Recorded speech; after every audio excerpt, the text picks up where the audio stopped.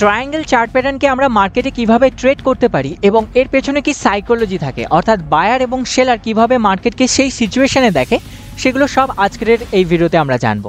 Triangle chart pattern তিন ধরনের হয়। আমাদের স্ক্রিনের মধ্যে এখন অ্যাসেন্ডিং ট্রায়াঙ্গেল রয়েছে। এটাকে ট্রায়াঙ্গেল কেন বলা হচ্ছে? কারণ আমরা যদি এই পয়েন্টগুলোকে একসাথে যুক্ত করে দিই, এরকম করে যদি যুক্ত করে দিই, আমরা একটা ট্রায়াঙ্গেল বা ত্রিভুজ পেয়ে যাব। তার কারণে এটাকে ট্রায়াঙ্গেল বলা হয়।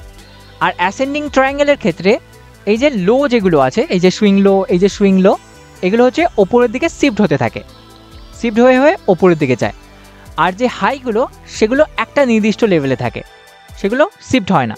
আমরা যদি এই জায়গাগুলোতে দেখি, এখানে মার্কেট সাপোর্ট নিচ্ছে, এখানে সাপোর্ট নিয়েছে, এখানে সাপোর্ট, এখানে সাপোর্ট, এখানে সাপোর্ট, মানে মার্কেটে এটা একটা সাপোর্ট লাইন হিসেবে কাজ করছে। আমরা যদি এটাকে এক্সটেন্ড করে দিই, এটা মার্কেটে সাপোর্ট হিসেবেই কাজ করবে, যেমন এখানেও সাপোর্ট হিসেবে কাজ করছে।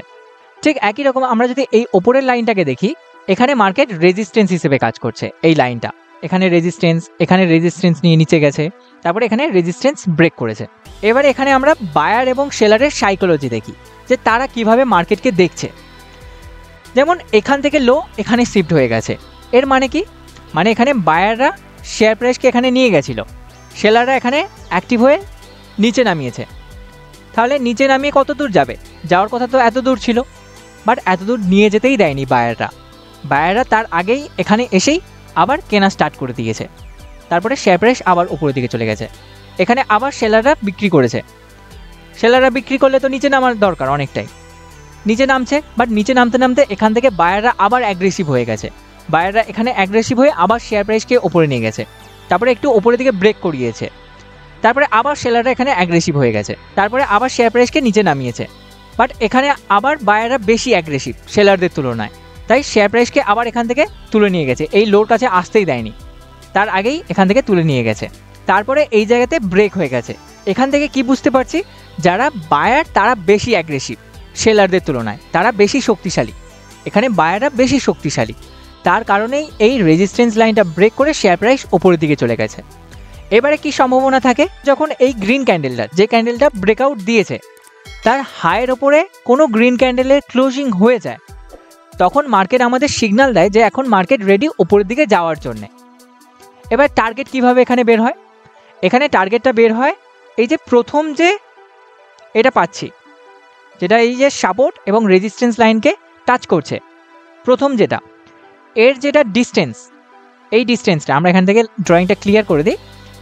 এই যে ডিস্টেন্সটা এখান থেকে এটা, এই ডিস্টেন্সটার আমরা মাপ নেব, নিয়ে আমরা যখন এই জায়গাতে প্লেস করে দেবো, তখন আমাদের টার্গেটটা বেরিয়ে আসে। ঠিক আছে, বোঝা গেল?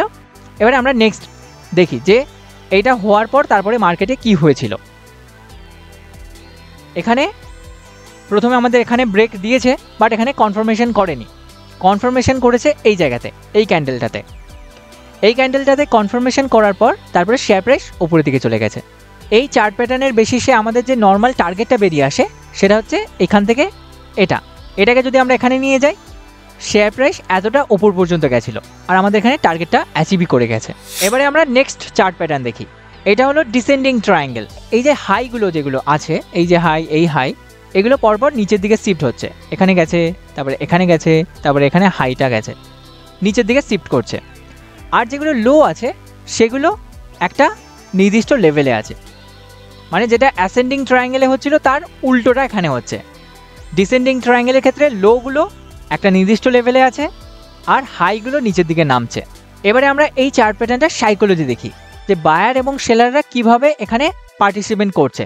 প্রথমে এখানে বায়াররা শেয়ার প্রাইসকে ওপরের দিকে নিয়ে গেছে, তারপর সেলার অ্যাগ্রেসিভ হয়ে শেয়ার প্রাইসকে নিচের দিকে নিয়ে যাওয়ার চেষ্টা করলেও বায়াররা আবার অ্যাগ্রেসিভ হয়ে শেয়ার প্রাইসকে এখানে নিয়ে গেছে, তারপরে সেলাররা আবার অ্যাগ্রেসিভ হয়ে বেশি নিচে নিয়ে এসেছে।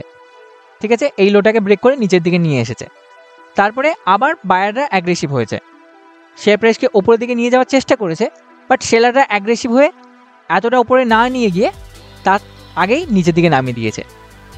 তারপরে আবার বায়াররা চেষ্টা করেছে শেয়ার প্রাইসকে ওপরের দিকে নিয়ে যাওয়ার, বাট সেলাররা তার আগেই অ্যাগ্রেসিভ হয়ে শেয়ার প্রাইসকে নিচের দিকে নিয়ে এসেছে। মানে এখানে কে বেশি অ্যাগ্রেসিভ? এখানে যারা সেলাররা তারা বেশি অ্যাগ্রেসিভ, আর বায়াররা জাস্ট মার্কেটকে সাপোর্ট দিচ্ছে। আর এই বরাবর আমরা যদি লাইন টেনে দিই, এটা একটা সাপোর্ট লাইন পেয়ে যাব, আর এই বরাবর এটা একটা রেজিস্ট্যান্স লাইন। এই চার্ট প্যাটার্নটা বানানোর পর যেদিকে মার্কেট ব্রেক দেবে, সেটা উপরের দিকে দিক বা নিচের দিকে, আমাদের একটা এন্ট্রি হবে। ওপরের দিকে গেলে আমরা হচ্ছে বাই করতে পারি, আর নিচের দিকে গেলে আমরা সেল করতে পারি। ঠিক আছে, তো আমরা এবারে রেজাল্ট দেখি যে এটার পরে মার্কেটে কী সিচুয়েশান হয়েছিল। তারপরে শেয়ার প্রাইস নিচের দিকে গেছিল রিটেস্ট নিয়ে। আর আমাদের টার্গেট কি? আমাদের টার্গেট হবে এইটা থেকে এইটার ডিস্টেন্স, এটা থেকে এইটার ডিস্টেন্স যতটা, এটাই হচ্ছে আমাদের টার্গেট। তো এই টার্গেটটা আমাদের অ্যাচিভ হয়ে গেছে এখানে। এইবারে আমরা 3 নম্বর ট্রায়াঙ্গেল চার্ট প্যাটার্ন, যেটাকে সিমেট্রিক্যাল ট্রায়াঙ্গেল চার্ট প্যাটার্ন বলে, সেটাকে দেখি। এখানে আমরা একটু আলাদা ঘটনা দেখতে পাবো। এখানে যে লোগুলো আছে সেগুলো ওপরের দিকে শিফট হচ্ছে, আর যেগুলো হাই আছে সেগুলো নিচের দিকে শিফট হচ্ছে, নিচের দিকে নামছে। ঠিক আছে, মানে অ্যাসেন্ডিং ট্রায়াঙ্গেল এবং ডিসেন্ডিং ট্রায়াঙ্গেলের দুটোকে কম্বাইন করা আছে এখানে। এবারে আমরা এই চার্ট প্যাটার্নের সাইকোলজি দেখি। এখানে কি হচ্ছে, এখানে বায়ার যারা প্রথমে এখানে শেয়ার প্রাইসকে ওপরের দিকে নিয়ে গেছে, তারপরে সেলাররা অ্যাগ্রেসিভ হয়ে নিচের দিকে নিয়ে এসেছে। বাট সেলাররা যদি বেশি অ্যাগ্রেসিভ হতো তাহলে কি হতো, শেয়ার প্রাইস আরও নিচে যেত। বাট তার আগেই বায়াররা এখানে অ্যাগ্রেসিভ দেখিয়েছে, তার কারণে এখান থেকেই শেয়ার প্রাইস ওপরে চলে গেছে আর নিচে যায়নি। তারপরে এখানে বায়াররাও যদি বেশি অ্যাগ্রেসিভ হতো, শেয়ার প্রাইস কী হতো, তাহলে আরও ওপরে চলে যেত, বাট সেখানেও যায়নি, তারপরে আবার নিচে চলে এসেছে। মানে এই হাইটাকে আর ব্রেক করেনি, তার আগেই নিচে চলে এসেছে। তারপরে বায়াররা আবার অ্যাগ্রেসিভ হয়ে শেয়ার প্রাইসকে এখানে নিয়ে গেছে, বাট সেলাররা বলে না আর ওপরে উঠতে দেবো না, সেলাররা এখানে সেল করা স্টার্ট করে দিয়েছে। তারপরে আবার বায়াররা চেষ্টা করেছে শেয়ার প্রাইসকে ওপরের দিকে নিয়ে যেতে, তখন সেলাররা বলছে আর ওপরে নিয়ে যেতে দেবো না।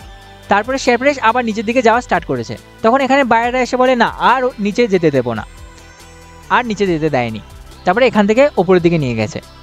এখানে কি দেখা যাচ্ছে, এখানে বায়ার এবং সেলার দুজনেই অ্যাগ্রেসিভ, তার কারণে এখানে হায়ার লো দেখা যাচ্ছে এবং লোয়ার হাইও দেখা যাচ্ছে। আর তারপরে মার্কেট যেদিকেই ব্রেক করবে সেদিকে একটা বড় মুভমেন্ট দেখার পসিবিলিটি থাকে। যেমন এখানে ব্রেক করছে, এখানে যদি ব্রেক করে আপসাইডে একটা বড় মুভমেন্ট আমরা দেখতে পেতে পারি। তো সেই মুভমেন্ট কি এসেছিল সেটা কি আমরা একবার চেক করে দেখি। হ্যাঁ, বড় একটা মুভমেন্ট এসেছিল। আমাদের টার্গেটটা কিভাবে বের হয়, সেমভাবে একই রকম আগেরগুলোর ক্ষেত্রের মতোই এখানেও টার্গেটটা বেরিয়ে আসে।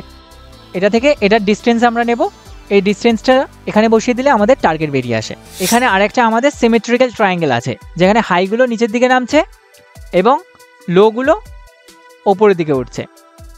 ঠিক আছে, তারপর এখানে নিচের দিকে ব্রেক দিয়েছে, যেমন আগেরটাই আমরা দেখছিলাম ওপরের দিকে ব্রেক দিয়েছিল, এটা নিচের দিকে ব্রেক দিয়েছে।